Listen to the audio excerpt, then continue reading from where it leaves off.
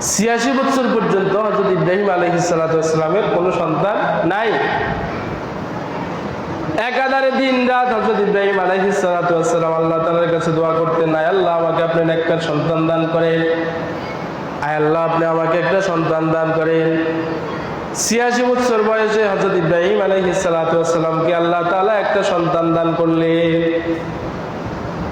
যে সন্তানের নাম ইসমাঈল আলাইহিস সালাতু ওয়াস সালাম। কয় বছর বয়সে পাইছে? ৮৬ বছর বয়স। ৮৬ বছর বয়সে যদি কোনো ব্যক্তি যদি একটা মাত্র সন্তান হয়, তার প্রতি মহব্বত কেমন হবে? কারো যদি একটা সন্তান, আবার সেটা যদি দীর্ঘ অপেক্ষার পরে যদি হয়, মহব্বত কেমন? সেই সন্তানটা আস্তে আস্তে বড় হওয়া শুরু করছে। হযরত ইসমাঈল আলাইহিস সালাতু ওয়াস সালাম যখন বাবার সাথে হাঁটা চলা করার বয়স হয়েছে, 13-14 বছরের যুবক, তখন তার প্রতি আরো মহব্বত বাড়ছে না? বাবার কাজে সহযোগিতা করতে পারে, বাবা যেখানে যায় সেখানে সাথে সাথে যায়, কি এক মহব্বত।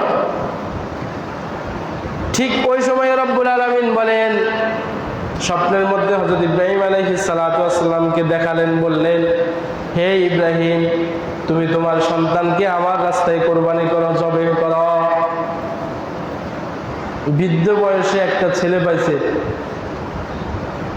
কি মহাব্বতের একটা ছেলে, আবার 13-14 বছর বয়স হয়েছে, বাবার সাথে হাঁটাচলা করে, বাবা যেখানে যায় ছেলেও সেখানে যায়। এই মহাব্বতের প্রিয় বস্তু। আল্লাহ তাআলা নির্দেশ দিলেন, হে ইব্রাহিম, তুমি তোমার ছেলেকে আমার জন্য জবাই করো।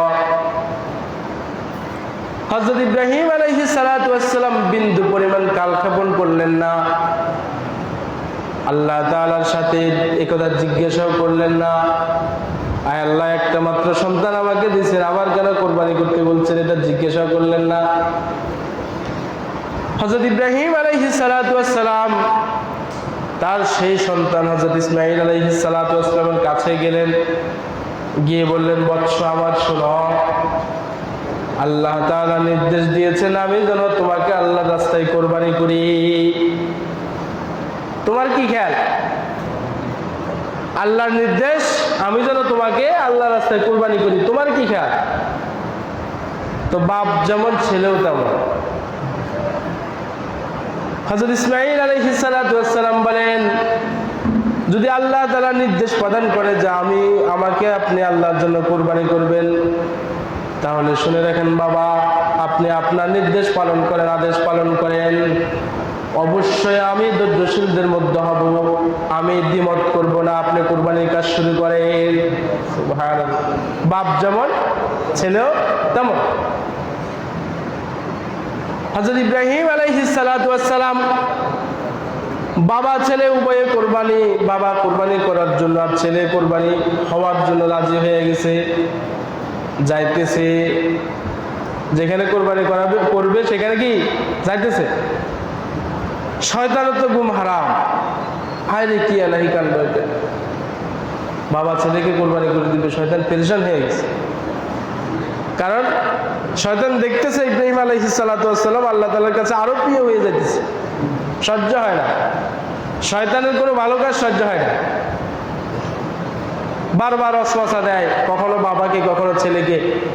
তো ইব্রাহিম আলাইহিস সালাতু ওয়াস সালাম পাথর মারে, শয়তান যতবার আসে ততবার কি মারে? পাথর মারে। এই জন্য হাজী সাহেবরা এখন যখন হজ করতে যায়, এখনো আল্লাহ তাআলা ওই সিস্টেম চালু করে রাখছে, পাথর মারার সিস্টেম। শয়তানকে কি করতে হয়? পাথর মারতে হয়। বাপ ছেলে উভয়ে রওনা হয়ে গেছে কোরবানি করার জন্য আর হওয়ার জন্য।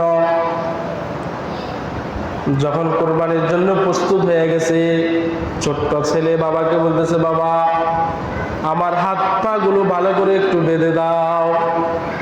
কেমন ছেলে দেখছি, ছোট 14 বছরের ছেলে, কি বয়স হয়েছে আর কি বুঝলো, বুঝতে হয়েছে। আমার হাত পা গুলো ভালো করে কি দেন? বেঁধে নেন, কারণ আমি যদি হাত পা নাড়াচাড়া করি আপনার কষ্ট হবে। বাবা ছুরিটা একটু ভালো করে ধার করে নেন, আমাকে একটু উপট করে শোয়াই দেন, আমি যদি আপনার দিকে যদি চায়া থাকি, তো ছুরি যখন চালাইতে যাবেন আমার চোখে যখন আপনার চোখ পড়বে, তো আপনি পারবেন না আমার ছেলে মানে আপনি বাবা হিসাবে ছেলেকে জবাই করতে পারবেন না, যেন আমাকে উপট করে শোয়ান। আল্লাহ তাআলা আরশে আজিমে বসে বসে সব দেখতেছে বাবা ছেলের কাণ্ড। হযরত ইব্রাহিম আলাইহিস সালাতু ওয়াস সালাম তো ছিলেন আল্লাহর আদেশের অপেক্ষায়, যতই কষ্ট হোক না কেন তার ছেলেকে জবে করবে। বাবা ছেলে উভয়ে জব হওয়ার জন্য আর করার জন্য রেডি হয়ে গেছে। হযরত ইব্রাহিম আলাইহিস সালাতু ওয়াস সালাম গলায় ছুরি চালিয়ে দিবেন। এই মুহূর্তে আল্লাহ তাআলা বলেন ওয়ানাদাইনাহু ইয়া ইব্রাহিম, আল্লাহ তাআলা ডাক দিলেন, হে ইব্রাহিম শুনো, কদ সাদ্দাকতার রুয়া, তুমি তোমার স্বপ্নকে বাস্তবায়ন করেছ, তুমি আমার আদেশকে বাস্তবায়ন করেছ। আমি তো এজন্যই তোমাকে পাঠাই না যে তুমি বাবা হয়ে ছেলেকে জবে করবা, বরং আমি তোমাকে পরীক্ষা নিছি, তুমি পরীক্ষায় পাশ করো কিনা, তুমি তোমার পরীক্ষায় পাশ করছো। আল্লাহ তাআলা জান্নাত থেকে দুম্বা পাঠাইয়া দিলেন। হযরত ইব্রাহিম আলাইহিস সালাতু ওয়াস সালাম ছেলেকে বাদ দিয়া দুম্বা কি করলেন? জবাই করলেন। সেখান থেকে আজকের যে পশু জবাই করি সেই কোরবানির কথা আমাদের কাছে চলে আসছে।